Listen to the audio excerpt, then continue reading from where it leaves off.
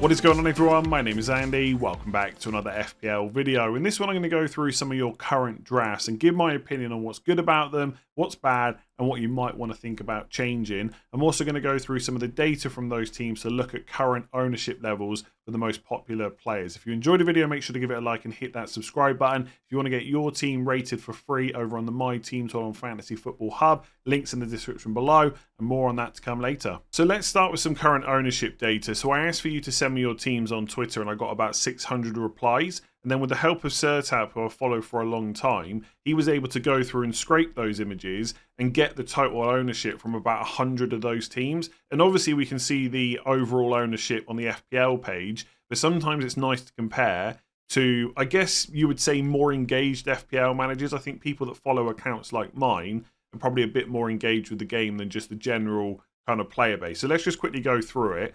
And by the way, if you haven't already followed Sertab, I've got his Twitter handle on screen. I'll put it in the description below as well. I'd highly recommend you do, especially if you like analytics or you want to learn more about it. This is the guy to follow.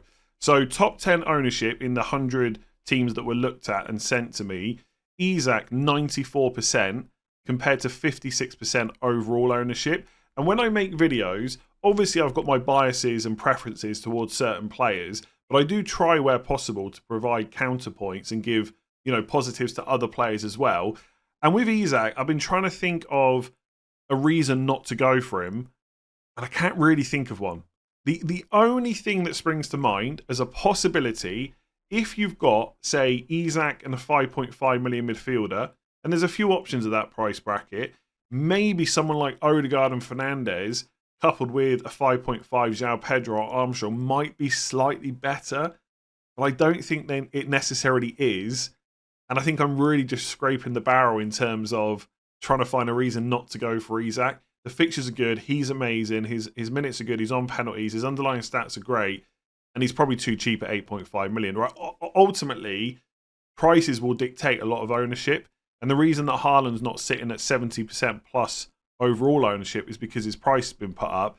Isak probably should be a little bit higher. So he's great. Salah is next at 70%. So he's a little bit higher than Haaland on 56. That's quite interesting to me because I started with Salah. I've moved to Haaland. It looks like a lot of people have done that.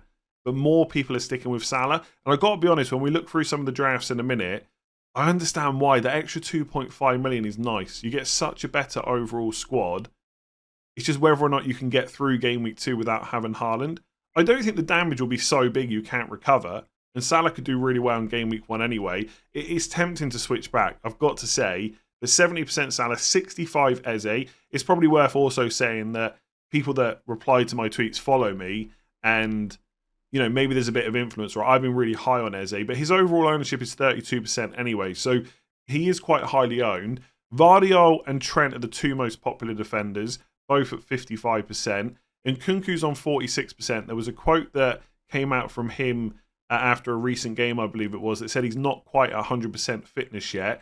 And his main aim is not goals and assists, it's just to stay fit. But I guess you could say that not many players are 100% fit in pre-season. That's the whole point of it. So unless he gets injured, I still think he's a really good option. And 46% for Nkunku in engaged managers ownership versus 16% overall is quite a big jump. And I just think a lot of people have earmarked him as a player that can absolutely smash that 6.5 million price tag, essentially. Son next at 46%. So out of the premium midfielders that aren't Salah, so Son, Palmer and Saka, he is the highest by quite a way. I'm surprised to see it that high. I guess Leicester away and Everton at home are good, but I don't know if he's that much better than the other two. The good thing about Son, he's had a full pre-season, whereas Palmer and Saka are obviously coming back late from England duty.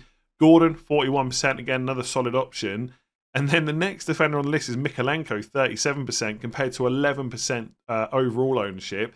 I think Mykolenko's good, and I believe he's in my current draft. And I think Everton defence is decent. We saw that last year. The fixtures are good. So I think it's correct that he's in people's teams. But again, I wasn't expecting it to be that high. So that's the top 10 ownership. 3 defenders in there. Vardiol, Trent, Mykolenko. Salah just ahead of Haaland. And Isak just ridiculously high. And that is not going to change. So let's look at the forwards separately. So only 7 players have 10% or higher ownership. So Isak at 94, Haaland at 56, which I already mentioned. Third place is Watkins at 33%, so fairly highly owned, but not maybe as much as people thought he would be when the game first launched. That first week, there was so much talk about Ollie Watkins, and as people have played around with their teams, they're starting to take him out a little bit. Not to the point where he's super low owned, but maybe not quite as high as we first thought. Making up the top 5 is 2 £6 million forwards, so Menez and Chris Wood. I don't really have too many arguments about those choices. The only thing I've started to worry a little bit about with Chris Wood is Awani's there. So long term, I'm not sure whether Chris Wood will keep getting good minutes. I'm pretty sure he's going to start the season. In fact, I've got no doubts about that. But Awani is always going to be a factor. And also, it just wouldn't surprise me if Nottingham Forest buy another forward, remembering that the transfer window is still going to be open until game week 3. I think it closes just before the international break. So Chris Wood could be a nice option to start, and Forest fixtures are good. But I think if I was picking a 6 million forward right now, it'd probably be Menez, because I think he's much more likely to keep that number 9 spot over Jimenez than Chris Wood up against someone else they bring in, or even Awani long term. And Fulham's fixtures are really good to start the season, especially after Man United away game week 1, which you could maybe say is a good fixture anyway. Then it's Havertz at 11%, João Pedro at 10%. We really need to keep an eye on Brighton's pre-season, how fit João Pedro is, how many minutes and stuff he gets, but potentially a very good option at 5.5. And then the 8th highest owned forward out of the teams we looked at is Darwin Núñez at 3%. I looked for Solanke in the data, and as long as I'm reading it right, he's not owned by any of the teams, which that is not massively surprising. He's not been in my draft very often, but at least you know he's going to play and be on penalties, etc. Darwin Núñez might not even start, right? So with the fixtures Liverpool have got, I get why people have got Darwin, but we need to see how Slot sets up first with all the Liverpool attackers back. So yeah, forwards, not a huge list of different players that people are looking at, but it's probably to be expected. You've only got 3 spots. Lots of people have got Isak, of course. So you've only got 2 to play with, and Haaland's ownership's pretty high. So it's really just that 3rd spot to look at. I think right now, if I was picking between Menez and Wood, it'd probably be Menez. So in midfield, the top 5 owned players are also in the top 10 overall. So you've got Salah, Eze, and Nkunku, Son, and then Gordon at 41%. The next highest owned midfielder is actually Saka at 23%, who I personally think could be great. But we really need to see what Arteta says and how many minutes Saka gets pre-season. It wouldn't be a complete surprise if he's benched for game week 1. But I do think any longer-term benchings after that are just not going to happen. Game week 2, he's starting. He's one of Arsenal's key players. Arteta always runs him into the ground. I don't see why this season would be any different unless he's carrying an injury or something like that. Palmer only at 18%. And I think if I go and look at overall ownership, he sat at 51.4%. Now, it's worth saying, at the time of recording, it's the 3rd of August. We've still got 13 days until the season starts. A lot of people just set their team up and they just leave it until the last week before the deadline. So it might be that when people start tinkering around with their squads, that Palmer ownership goes down. But ultimately, he scored 244 points last year. People are going to want him, and the fixtures are good. So the engaged managers right now are backing against overall ownership when it comes to Palmer. He's also 0.5 more than Saka and Son. And I do think that plays a little bit of a part, because when you're putting your squads together, there's always that player you want that you just need 0.5 million more to get. So Palmer to Saka, Palmer to Son might be a move that people are making.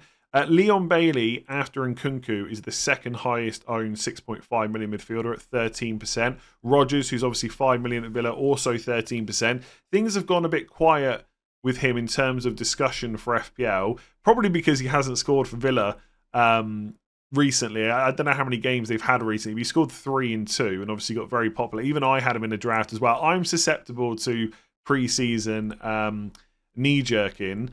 But if he's going to play regularly, he will be a good option for 5 million.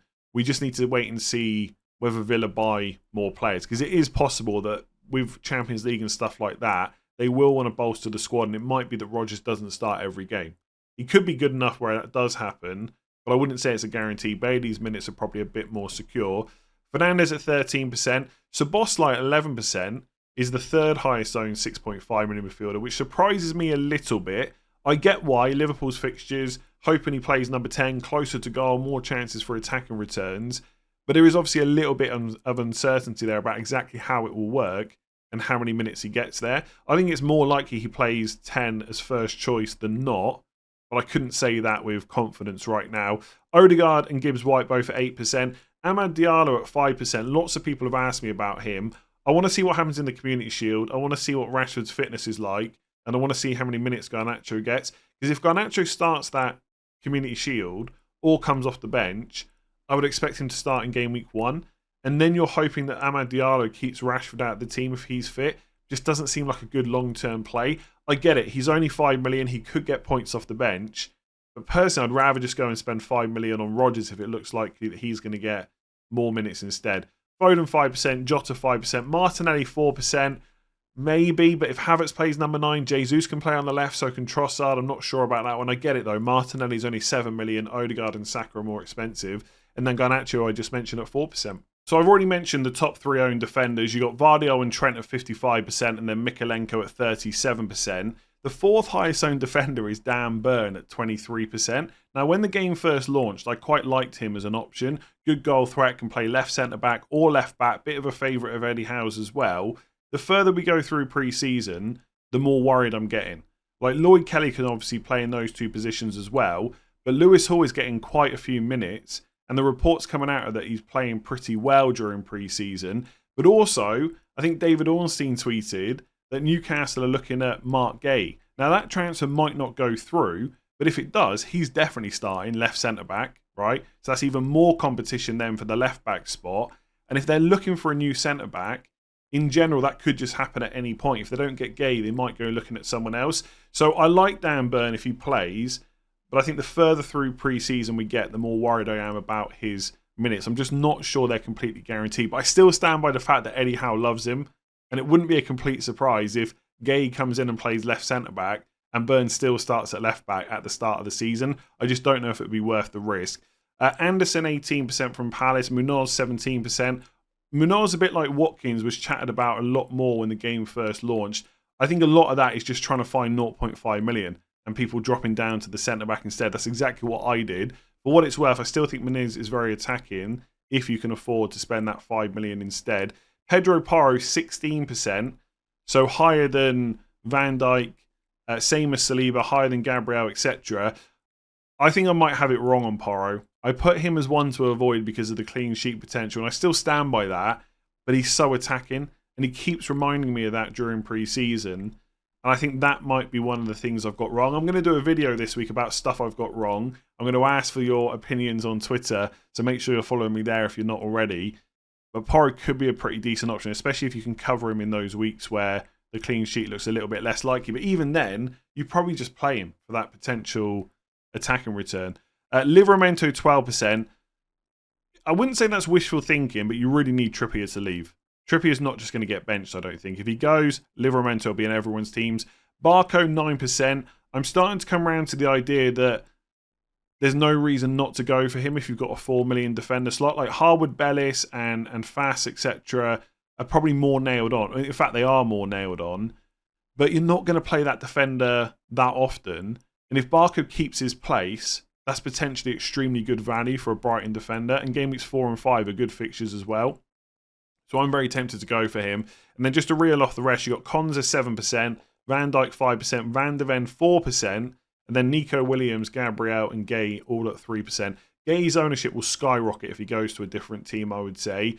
And Nico Williams, again, I'm a little bit put off because Nottingham Forest are apparently in the market for another fullback.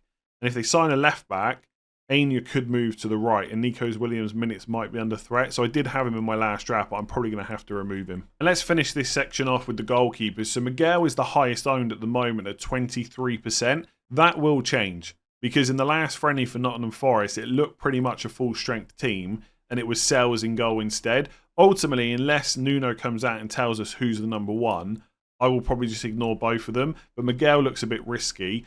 Flecken, probably one of the most nailed 4.5 million keepers that's got pretty good long-term fixtures. As I've mentioned, you can pair him with his 4 million backup, a little bit like you can do with Areola. But Areola didn't even feature in the top 5% owned goalkeepers from this list. Flecken's at 20%. Ray had the highest owned premium at 14%. No surprise, best goalkeeper for points per match last year. Henderson, 13%. Similar situation with Forest about him and Johnston, who's going to be the number one. But I do think it will be Henderson, because he took the shirt when Johnston got injured last year and played pretty well. So I feel like it's going to be his to lose. But because they've got a good backup, that could happen if he puts in some poor performances. Pickford 7%, probably the best 5 million. Sanchez also 7%. Let's see what Maresca says. That feels risky to me. Onana 4%, and then Turner 3%. So Turner's an interesting one, just really quickly on him, because he's owned in the overall game by 23.3% of all managers. And I thought a lot of that might be coming from engaged managers who knows that he played a good few minutes last season. But it's not. Engaged managers just don't own him. And I don't blame it. I would go for a different 4 million goalkeeper just in case Turner drops in price. So that's goalkeepers. Let's take a look at some of the teams. So the strategy for this first draft is to bench boost in game week 1 and wildcard in game week 2. It's a very aggressive play. I don't necessarily hate bench boost in game week 1. I'm not a big fan of blowing the wildcard straight away. But if it goes right, obviously you could be miles ahead. And then if you set the wildcard up correctly, you might be able to roll a few transfers afterwards as well. So it's not a terrible idea by any means, but it's probably not something that I'm going to do. It got an 82% rating over on Fantasy Football Hub, and I'll talk about that a little bit later. In terms of the squad, it's Onana in goal. Back three is Dalot, Saliba, and Lewis Hall. And then Kudus, Odegaard, Maddison, Fernandes, Barnes in midfield. And then Isak and Havertz up front. So quite a few differentials in there. So not only a differential strategy, but also differential players. And then on the bench, it's Pickford, Darwin Núñez, Trent Alexander-Arnold, and Pedro Porro. Now, the first thing I would say, when you're considering bench boost, be realistic about who would be on your bench if this was a normal week, right? Trent and Darwin have got Ipswich away. If you're expecting Darwin and Trent to play, they're going to be in your 11. You're not benching them against Ipswich. So who would you bench instead? It's probably Lewis Hall or Dalot instead of Trent. And then it's maybe Kudus instead of Darwin Núñez. Pedro Porro, you could make a legit case to be on the bench because Saliba and Dalot and Hall have all got home games. But even he is someone that you probably wouldn't put there. So would you be as keen on the bench boost if it was Pickford, Kudus, Dalot and Hall? If you would be, fair enough, you could still go for it. But I don't think that bench you've chosen is realistic. In terms of the minutes of the players in the squad, I think Harvey Barnes will probably start the season because he's having a full pre-season versus someone like Gordon. I think longer term, if Newcastle don't make any more signings, my assumption would be Barnes on the left, Gordon on the right primarily. But obviously they do have other players like Murphy that can play in some of those positions. But I think Barnes will start game week 1. Maddison should start as the number 10. Kudus and Odegaard will definitely play. I think there's question marks over Lewis Hall. I know he's playing well at the moment in pre-season. Lots of players can play left back. So I don't think it's a guarantee that he starts. Darwin Núñez the same. We need to see how many pre-season minutes he gets. Otherwise, I think you're probably okay. I mean, ultimately, because you're wildcarding in game week 2, you can treat game week 1 as a free hit. So having double Man United defence in Onana and Dalot is probably not a great long-term decision. But for 1 week only with a pretty good fixture, it's not bad. There's no Haaland, no Salah. Again, as a free hit for 1 game week where you're trying to put more money on your bench for the bench boost, it's not terrible, but I still don't like the idea of essentially free hitting game week 1 and not having Salah for Ipswich. I'm not sure there's necessarily a great way to fit him in, but like Saliba down to a 4.5 that's got a good fixture game week 1. Like you could go for a Nottingham Forest defender, for example, against Bournemouth. You could, if you knew exactly who's going to start, go for another Newcastle defender against Southampton and actually double up Mikalenko against Brighton. Like that's a way to save money. Odegaard down to a 6.5 potentially. There's maybe too many downgrades to put Salah in, but it just doesn't feel right not to have him. But otherwise, like, again, I never want to tell people what not to do, right? I've got my own biases. I would probably not set up with a team like this personally, but I don't think any of the picks are completely terrible or anything like that. Like Kudus, 1 week against Villa is probably fine. I think Bailey against West Ham away is decent as well. The player I would probably put in there is Brennan Johnson.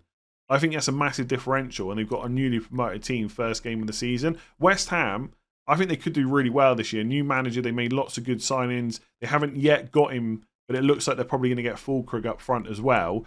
So West Ham could be cooking, right? But I think I'd rather go for someone like Brennan Johnson. So overall, I get the strategy. It's not something for me, and I would definitely want to be sure that my players are going to start. And right now, I don't think we can say that about Lewis Hall, and I don't think we can say that about Darwin Núñez.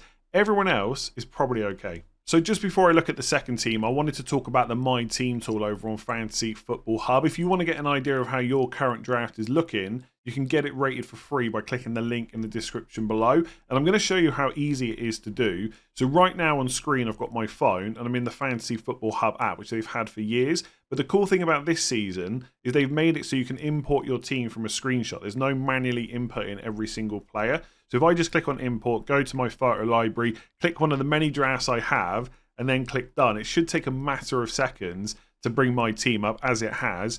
I just click save, and then you can even click optimize so that I don't have to manually put Vardiol, Gibbs White and Haaland into my team, which I would want to do.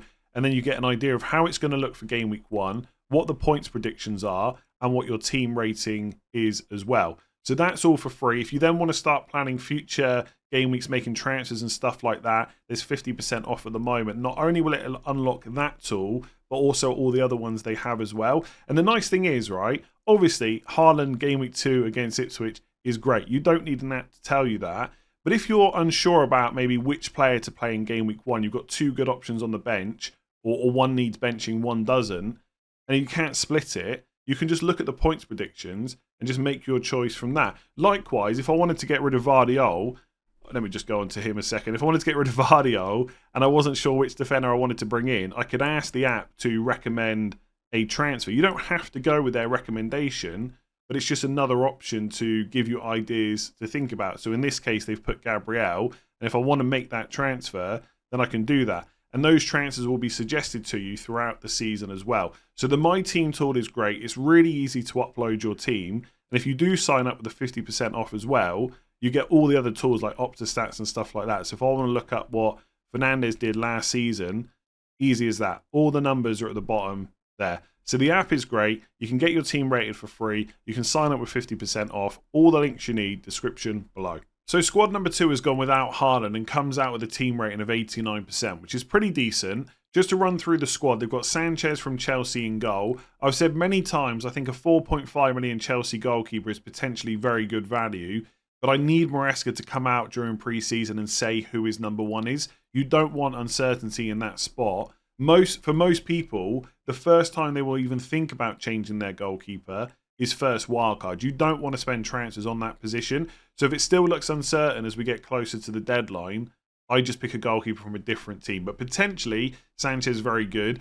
I think Van Dijk, who's in this squad, is a little bit underrated. Not massively, but some people are even saying to me that he's overpriced. And I'm not sure I agree with that. I know he didn't have the best season last year in terms of overall points, but he has got threat from set pieces. He's absolutely nailed on. A bit like Saliba from Arsenal, but not necessarily the same as all the other premium defenders. Like there might be a little bit of minutes risk with Gabriel, Ben White, just because of the options that Arsenal have. I think they will start the season right. Don't panic. But longer term, maybe Arteta mixes it up. Vardiol definitely, because he's a Man City player. At least you got the minutes of Van Dijk. Threat from set pieces. The fixtures are good as well. And I think Liverpool will be fine under Slot. I don't think there's going to be this massive drop-off. So I get it, right? 6 million, maybe it's not that exciting. But in some cases, you get what you pay for. You've got the fixtures, the minutes, and the goal threat. I think he's a pretty good pick. Porro, I've already mentioned. I've probably got this one wrong. He's a better pick than I probably gave him credit for a few weeks ago. And also, he's cheaper than most of the premiums at 5.5. The first 2 fixtures are nice. You got Brentford in game week 4. 5. It's Newcastle away game week 3, Arsenal at home game week 4. But 1, 2, and 5 are pretty good. And obviously he's extremely attacking. Mikolenko I've already mentioned quite a lot. This is where the midfield is where no Haaland really shines. And this is why I said earlier, I see why people are doing it. And it is very tempting. So you've got Salah, Son, Palmer, Gibbs White. And then on the bench you've got Kamada at 5.5 million. And I think just being able to have those 2 premium midfielders is just really nice, right? And I mean, to be fair, on the bench, right, they've got a 4 million goalkeeper, Kamada at 5.5, then Barco and Harwood Bellis, who are both 4 million defenders. Personally, I think that's too cheap. I just think you're more likely to run into issues by having such a cheap defence because you're never really going to want to play them that much. If Barco keeps his place and has those good fixtures in 4 and 5, he's fine. But your Southampton defender, you're not going to want to play that often. I'd rather have a 4.5, but Palmer to Saka would maybe solve that without having to downgrade anywhere else. But we'll talk about other downgrades in a second. But being able to have those reliable premium options is just so nice. Because I look at the midfielders, and look, maybe over the next week or so, as we get through more preseason games, we hear from more managers, more players come back, who to go for in midfield might become a little bit clearer. But right now, I just look through the price points. Like De Bruyne, I don't really fancy that much. Foden might not even be back for game week 1. Odegaard and Fernandes are fine for 8.5, but that's about it. They're not exciting. They're not amazing. They're just fine. A lot of the 7.5s, like Diogo Jota and Luis Diaz, there's probably speculation over who's going to get the minutes. Again, Gordon's good for 7.5. Maddison is okay. Bowen's probably a little bit better than not that I've given him credit for, but then the amount I've spoken to him about has been quite little. Martinelli, Trossard, just not really interested. I guess what I'm saying is, badly, there's quite a few good options, but there's no one in between like 6.5 to 8.5 where I think, I mean, maybe Eze actually, where I think they are the one. They are so good. There's lots of okay options. Whereas if you can just drop Haaland and get a couple of these more 10 million plus midfielders, there's just more certainty there. I mean, maybe that's probably a little, I know I'm rambling a bit. That's probably a bit unfair, right? There's certainty with Odegaard, Gordon, Fernandes. So maybe it's not that big of an advantage to get these players. But I don't know, it just looks so good on paper when you drop Haaland, as long as you can just get through game week 2 in particular. I mean, if we go back to Haaland's fixtures quickly again, no one's worried about game week 1. Lots of people are going to captain Isak. Game week 3, West Ham away. 4 is Brentford at home. Arsenal at home in 5 and Newcastle away in 6. Like, Haaland's amazing. He could score braces in all of those fixtures. But I'm not sure how many of them scare me like Ipswich at home does. So if you could just get away with that game week, I think the overall squad could be better, over 5 to 6 game weeks. But it's so mentally difficult to not have Haaland. Anyway, I'm rambling a lot on this team. I'm going to hurry up. Up front, Havertz, Isak and Muniz. I like Muniz at 6. I've already said that. Havertz, I'm less sure about. I think Jesus might get some minutes as number 9, and that would dent Havertz's appeal. He was good last year, but he's not... I don't know. There's something about him. I'm not sure I quite like him for game week 1. I think he's fine. Would I rather go for Solanke? You save 0.5. You got penalties. Possibly. Or you could even go down from Havertz down to another 6 million forward. Maybe Chris Wood, if you think his minutes will be okay. Maybe drop him down to a 5.5 and then upgrade that defender on your bench. And maybe even upgrade Kamada as well. So drop Havertz down to an Armstrong or a João Pedro and Kamada right up to like a Fernandes or an Eze or someone like that. Just quickly on Kamada at 5.5. I think he's played under Glasner before. Could be decent, but I think there's not full confidence about his minutes. I think Eze and Mateta, when he's available, will definitely play. Kamada could play in the other attacking role. It could be AU, for example. I think if Elise was there, he would definitely start. I'm not sure it's the same for Kamada.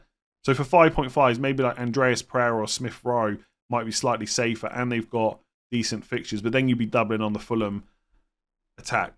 I like that team. The hub rating likes that team as well. I think dropping Haaland is more than viable. I think Haaland only drafts and Salah only drafts are almost as good as each other. And right now, I'm not sure which way I'm going to go.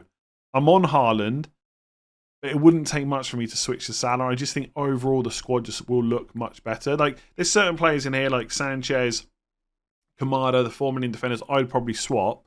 And I'm not saying Gibbs White has to be your 6.5 million midfielder, but the overall structure I think is solid. So this third draft is primarily a 3-5-2 and has all of Haaland, Isak, Salah and Saka. So lots of big hitters, but the way it's been funded is with a super cheap defence. So you've got Areola in goal from West Ham and Fabianski on the bench, who's the 4 million backup. I don't mind that combination. I do right now prefer the Brentford setup with Flecken and Valdemarson, only because Brentford's defensive numbers last year were better, but it might be that Lopetegui has West Ham playing more defensive football this year, or at least reduces the amount of chances they're conceding. So I don't hate that. The defence, though, for me, it's just too cheap.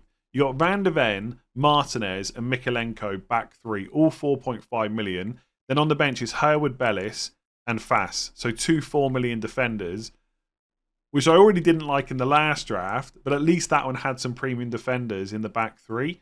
And look, I think defenders are like any other position. In the 4.5 million bracket, there is lots of potential value there, but you get more certainty from the more expensive picks, and that can save you transfers and stuff like that down the line. So personally, and again, it's just my bias, I think there's better ways to spend the money. Also, with the defenders you've chosen, like Martinez at Man United, like Yoro's already out for the start of the season. So next to Martinez is going to be like Lindelof or Maguire, unless Man United go and buy De Ligt or someone like that. They still haven't signed a new ball-winning midfielder that a lot of people were saying they were going to. I just look at that team and I'm not sure they're going to suddenly become much better defensively. And I also don't think that Man United's fixtures are that great from a defensive point of view. I think they're okay from an attacking sense, but Brighton away game week 2, Liverpool at home in 3, even in 4 and 5, it's Southampton and Palace, they're both away. Spurs at home in 6, Villa away in 7. Like, I look at Man United's fixtures first 7 game weeks. Fulham at home, maybe, but I wouldn't be surprised if Fulham score. Southampton away, possibly. I just don't see many clean sheets. So Martinez will be a no-go. Van der Ven's okay, because obviously you, at 4.5 million, you feel a little bit easier about rotating him than you might do with a Porro. But again, you look at Spurs fixtures. I mean, Leicester away is okay, but it is an away game, right? Everton at home might be all right, but there's Newcastle away, Arsenal at home. Brentford at home's okay. United away, Brighton away. I don't see a huge amount of clean sheets there. And with Van der Ven, you don't necessarily have that massive attacking potential, especially if he's going to play centre-back, which he will if Udogie is back fit. Mikalenko's fine. Then you've got 2 4 million defenders. I just don't think you can have Salah, Haaland, Saka and Isak, and then also have Gordon, Nkunku and Hudson-Odoi in midfield. I think you've got to drop down one of those big hitters, and it's probably in this draft going to be Saka. I think you can make a viable Salah and Haaland draft. I don't think it's as good as having just one of those 2 players, but you can make one that's set up pretty decent. But Saka has to go. If you drop Saka down to a 6.5, you got 3.5 million to spend. You can upgrade even just a couple of defenders, and that would probably be enough to make it a bit better balanced overall. And then Hudson-Odoi at 5.5. Again, I'm not completely sure he's nailed on. Like, he got a lot of minutes in the second half of the season, and I think he will start in game week 1. And Nottingham Forest fans, correct me if I'm wrong, but they might not always play with 2 wingers. And they've just bought another one as well. Elanga's there too. I think Hudson-Odoi is ahead of Elanga in the pecking order. But Elanga's a pretty good player, so he's not going to keep him out indefinitely. And he could get substituted early as well in some matches. I think because of the fixtures, Hudson-Odoi is a good punt, right? He's a good player. I don't think he's a long-term pick. So not only have you got, in my opinion, a slightly dodgy defence, Hudson-Odoi also might be a problem at some point. And all of a sudden, there's quite a few transfers to maybe look at. I guess if you're on an early wildcard plan, like game week 4 or something like that, you can maybe take a bit more risk with your defenders. But even then, I think there's better 4.5s to go for in better defensive teams with better fixtures early on. Or even if you just found 0.5 million from somewhere, you could do Martinez and Hayward-Bellis to a Brentford defender like Pinnock and Anderson from Crystal Palace. So I think that's a massive upgrade straight away. What I will say, though, is, what do I know? Absolutely nothing. The team rating comes out at 90%, so the My Team Tool thinks it's going to do pretty well. And ultimately, I'm probably not going to win this FPL this year, so you shouldn't listen to me anyway. If you want to go with this squad, that's exactly what you should do. If you've enjoyed this video, make sure to give it a like and hit that subscribe button to check out the My Team Tool and all the other stuff they have over on Fantasy Football Hub. Links in the description below. Remember, you can get your team rated for free. If you listen on podcasts, if you enjoyed that, you want to see more or listen to more, make sure to leave a 5-star rating and a review if you can. Otherwise, I'll be back tomorrow with another video.